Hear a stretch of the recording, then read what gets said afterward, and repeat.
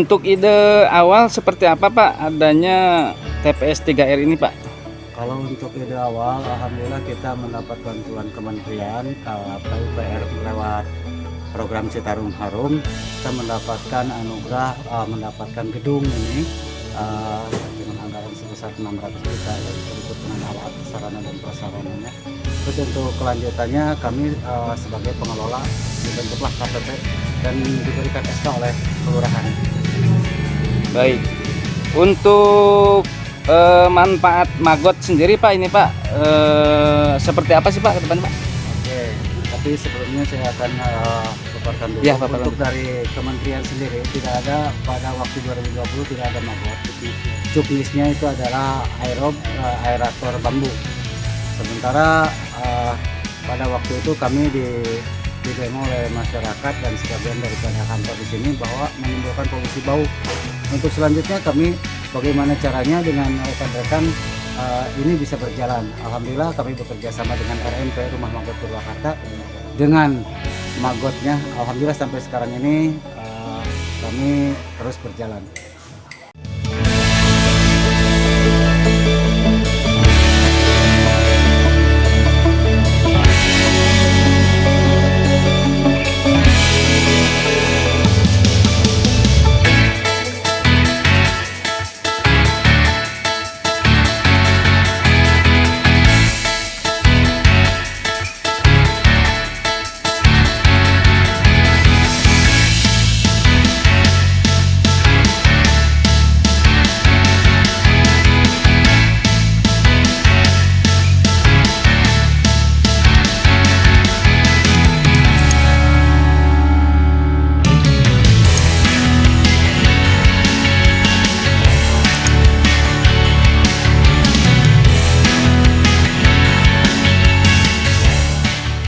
TPS 3R Resik bekerja sama dengan Rumah Magot Purwakarta dalam tujuannya untuk mengelarkan atau membiurkan versi sampah dari sampah dari lingkungan, dari warga khususnya yang dari 2 RT dan di Dikar Punawarman sini.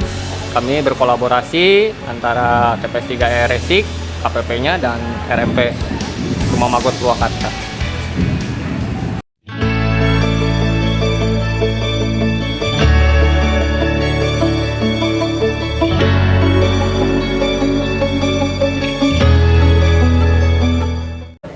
Alur untuk pengolahan sampah sendiri, pertama sampah itu diambil dari lingkungan sekitar menggunakan gerobak sampah, terus ada petugas yang mengantarkan ke TPS 3R ke ruangan sini. Setelah itu sampah dipilah di tempat sini di TPS, memilah antara anorganik, organik dan residunya.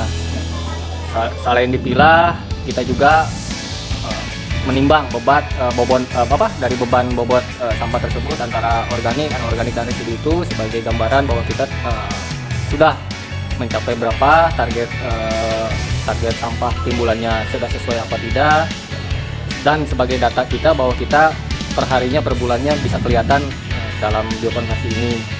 Setelah dipilah dan dicatat berat sampah tersebut, kita olah atau kita cacah.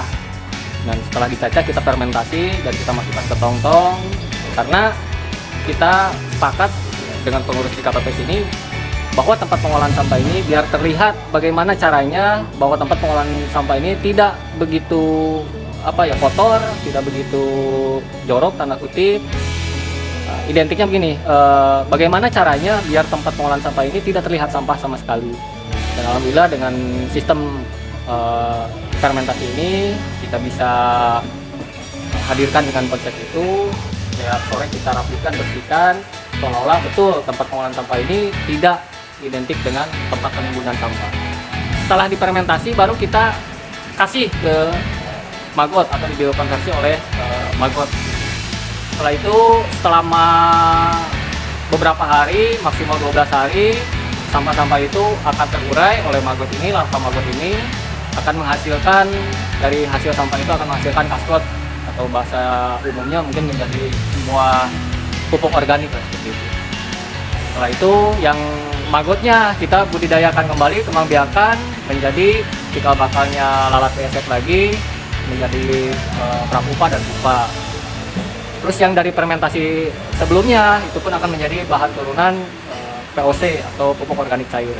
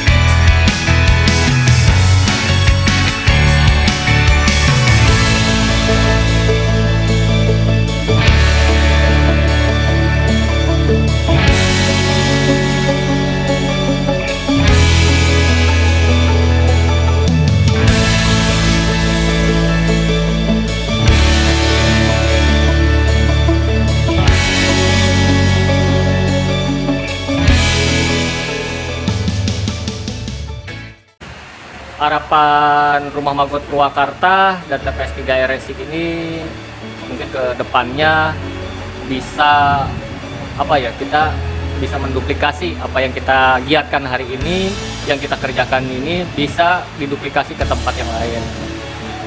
Mudah-mudahan pemerintah juga menyambut kita dengan antusias bahwa permasalahan sampah bisa diatasi dengan budidaya atau dengan larva BSF ini.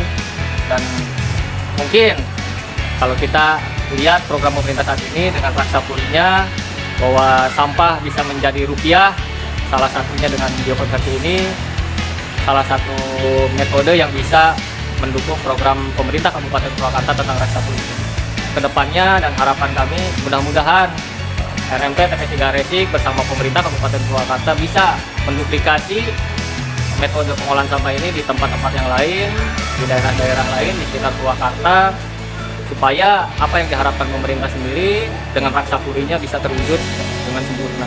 Itu yang kami harapkan. Yang lainnya kita juga mohon bantuan juga ke masyarakat bahwa untuk dalam pengelolaan sampah ini tidak mungkin hanya kita sendiri yang mengolah sampah. Bukan tugas sebuah pemerintahan juga untuk pengolahan sampah, ini tugas bersama. Minimal bantu kami, bantu pemerintah dengan memilah sampah dari sumbernya dari rumah sendiri biar lebih efektif, biar lebih memudahkan lagi dalam pengolahan sampahnya. Itu yang salah satu yang menjadi kendala atau hambatan-hambatan yang terjadi di pengolahan sampah saat ini.